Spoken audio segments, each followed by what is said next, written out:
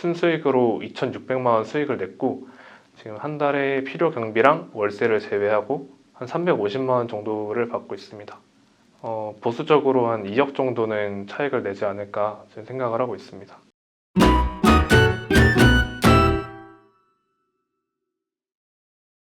안녕하세요. 저는 23살에 사원에서 사장님이 된 20대 젊은 부자입니다. 반갑습니다.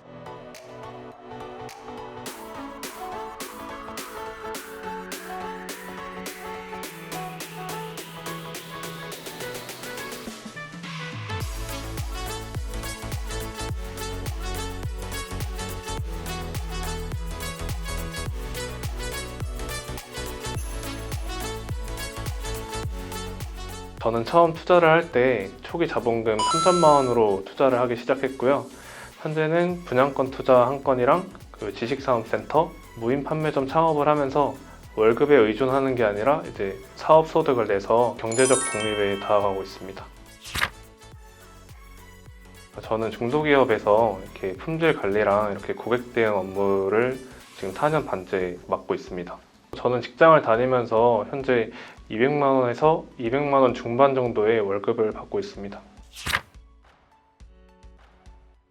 제가 모은 돈은 한 7천에서 8천만 원 정도 되는데 4,500만 원 정도는 전세 보증금으로 묶여 있고요. 그 이외의 여유 자금은 한 3천만 원 정도 됐었습니다. 지금 타지에서 혼자 생활을 하고 있는데 제가 처음 직장 생활을 할 때는 회사의 기숙사에서 생활을 했거든요. 그래서 기숙사비도 얼마 나오지도 않았고 또 교통비랑 그런 식비 같은 것도 다 회사에서 지원이 됐기 때문에 그래서 저는 최대한 이렇게 돈을 모으는 데 집중을 해서 그래서 소비를 줄이고 그래서 월급의 80% 정도를 저축할 수 있었던 것 같아요.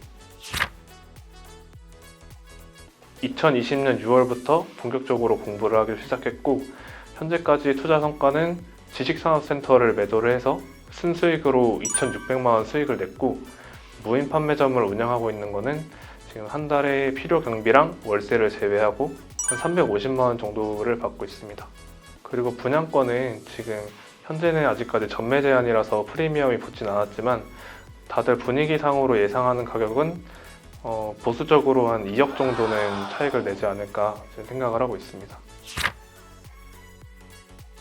과연 제가 직장 생활을 평생 동안 할 수 있을까? 그러던 와중에 탱크TV에 출연하셨던 부자 되는 세상님의 특강을 보고 20대에 벌써 부동산 투자로 10억의 차익을 내고 또 월세를 600만 원을 받는다는 영상을 보고 이건 솔직히 처음에는 사기가 아닐까. 또 한편으로는 그럼 내가 저 사람 반 정도만 하면은 그래도 5억 정도 차익을 내고 또 월세를 300만 원에 받지 않을까, 그런 가벼운 마음으로 공부를 시작했었던 것 같아요. 뭐 너 이제 막 망한다, 이제 뭐 건설사 부도 나가지고 너 이제 뭐 빚쟁이 돼서 나갈 거다, 그런 식으로 약간 농담 반 약간 진담 반 해서 좀 부정적으로 많이 얘기를 했었거든요. 그래서 어쨌든 꾸준히 공부를 하다 보니까 이 길에 대한 그런 확신도 있었고 친구들의 말에 좀 영향은 크게 없었던 것 같아요. 제가 처음에 그 분양권 공부를 시작했었던 이유는 그때 베니아 선생님의 무주택자는 우선적으로 분양권을 취득을 하는 게 그런 투자 포트폴리오도 괜찮고 또 첫 투자는 단추를 잘 끼워야 된다고 말씀을 하셔서 그런 말에 감명을 받고 분양권 투자를 계획을 했었던 것 같아요.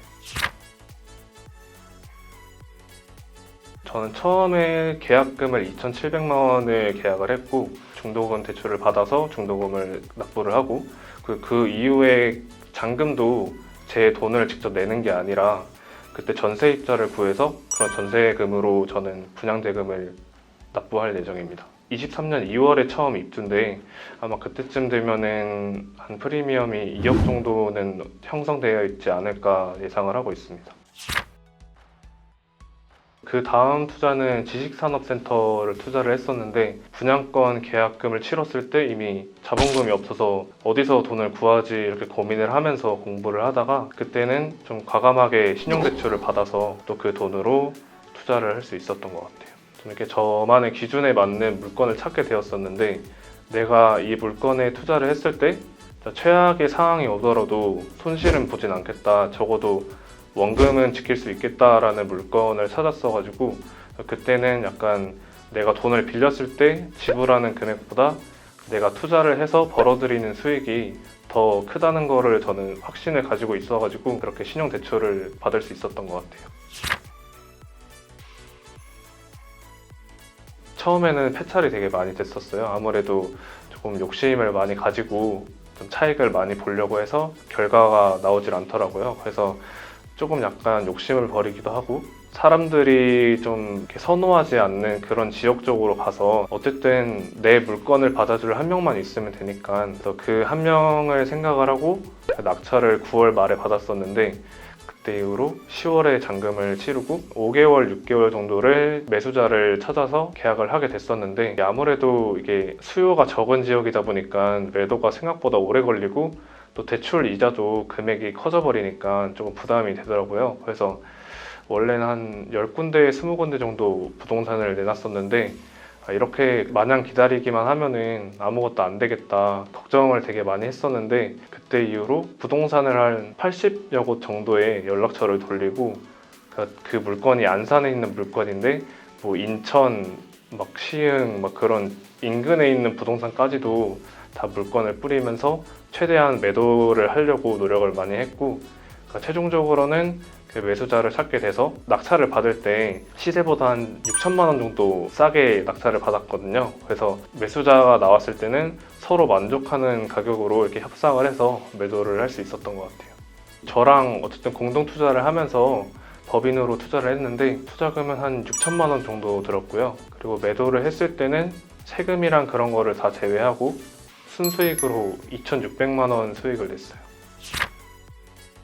제가 무인 판매점을 처음에 오프라인 수업을 들으면서 그 동기분 중에 한 분이 이렇게 실제로 운영을 하고 계신 분이 있으셨는데 이게 설명을 해주시는데 너무 이렇게 즐겁게 말씀을 해주시는 거예요. 그래서 저랑 이렇게 그때 공동 투자를 하고 계신 분이랑 저거는 진짜 재밌겠다. 우리도 한번 해보면 어떻겠냐라는 가벼운 마음으로 시작을 했었는데 어쨌든 저희가 그 이전에 공부를 해놓은 게 어느 정도 있었기 때문에 처음 하는 창업이었어도 그렇게 큰 어려움 없이 창업을 결정하고 또 지금 이렇게 잘 오픈해서 운영을 할 수 있었던 것 같아요. 순이익은 처음 오픈했을 때부터 한 달 기준으로 필요 경비랑 월세랑 그런 걸 다 제외하고 평균적으로 한 200만 원 후반에서 한 300만 원 초반 정도는 꾸준히 나올 거라고 예상을 하고 있어요. 저는 일단은 지금 묶여있는 돈이 분양권 한 건이랑 그리고 무인 판매점 오픈한 곳에 좀 돈이 많이 묶여 있어요. 그래서 종잣돈을 불리는 투자를 좀 집중적으로 해서 다음 투자를 했을 때 어려움이 없게 그런 식으로 계속 하려고 노력을 하고 있어요. 저는 지식산업센터를 투자 물건으로 보고 있는데 매매를 단기 매매를 생각을 하고 경매로 시세보다 싸게 받아서 조금 저렴하게 매도를 하면은 어쨌든 그만큼의 양도 차익이 조금씩 이렇게 쌓이다 보니까 자본금이 쌓이면 또 더 큰 투자를 하고 또 그로 매도를 하고 또 이제 다시 그 자본금을 이렇게 점점 쌓아가는 투자를 저는 하려고 하고 있어요.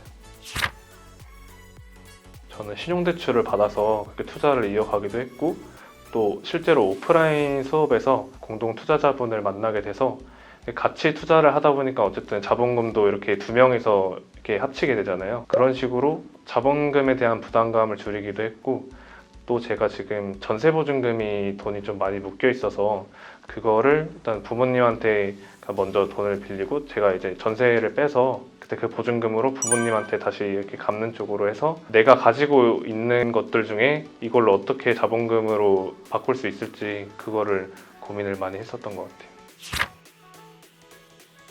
저는 일단은 제일 중요한 거는 어쨌든 자본금을 힘들게 모은 만큼 투자를 하면서 잃으면 안 되잖아요. 투자를 했을 때 돈을 잃지 않겠다라는 확신이 있으면은 저는 투자를 하고 또 제가 흥미를 가지고 오랫동안 할 수 있겠다라는 그런 것들로만 해서 저는 투자를 하는 것 같아요. 약간 이제 투자를 하고 그런 공부를 하면서 내가 가질 수 있는 목표가 생기고 또 그 목표를 위해서 약간 공부를 하고 또 노력을 한다는 것 자체가 솔직히 좀 무기력했었던 일상생활도 좀 이렇게 밝아지기도 했고 그리고 막 공부랑 그런 것도 하면서 좀 되게 즐겁게 생활을 하고 있는 것 같아요. 어쨌든 이제 창업을 하게 되면서 내가 직장에서 받는 월급뿐만 아니라 내가 내 사업장에서 일을 하면서 벌어들이는 수익이 발생을 하면서 회사에 의존하지 않고 내가 돈을 벌어 간다는 게 저는 약간 경제적인 자유에 한 발짝 다가가는 게 아닌가 생각을 하고 있어요. 저도 실제로 집이 이렇게 부유하지 않고 초등학생 때는 거의 4명의 가족이 월세 이렇게 단칸방에 이렇게 살았었거든요. 1.5룸에서. 오히려 그게 도움이 됐었던 게 어려우면은 이렇게 사는 게 힘들구나라는 거를 좀 깨닫고 그때 이후로 약간 경제적으로 눈이 트게 됐었던 것 같아요. 저처럼 좀 가정 환경이 어렵더라도 이렇게 월급을 꾸준히 저축을 하고 이렇게 투자를 계속 이렇게 해 가면은 어느 순간에는 이렇게 경제적으로 좀 독립을 해서 이렇게 부유한 삶을 살 수 있을 거라고 저는 생각을 하고 있어요. 제가 생각했을 때는 보통은 20대 초중반이면은 아무래도 집이 없는 무주택자분들이 대부분이실 거잖아요. 그래서 다른 투자보다는 분양권 투자를 집중적으로 공부를 해서 내 집 마련을 먼저 하는 게 뭐 꼭 투자가 아니더라도 이렇게 내 집을 마련했다는 것 자체가 좀 큰 의미가 있으니까 그래서 분양권 투자를 하는 게 좋지 않을까 생각을 하고 있어요.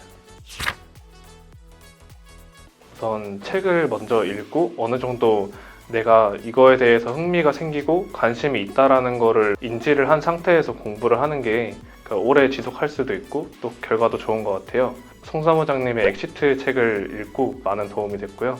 내가 이거에 대해서 공부를 할 수 있겠다라는 마음가짐이 생겼을 때 그때부터는 이제 본격적으로 강의를 듣고 또 그거에 대해서 투자를 하고 계시는 분들이랑 어울리면서 그 경험담들을 이렇게 들으면서 그런 식으로 공부를 하면 좋을 것 같아요.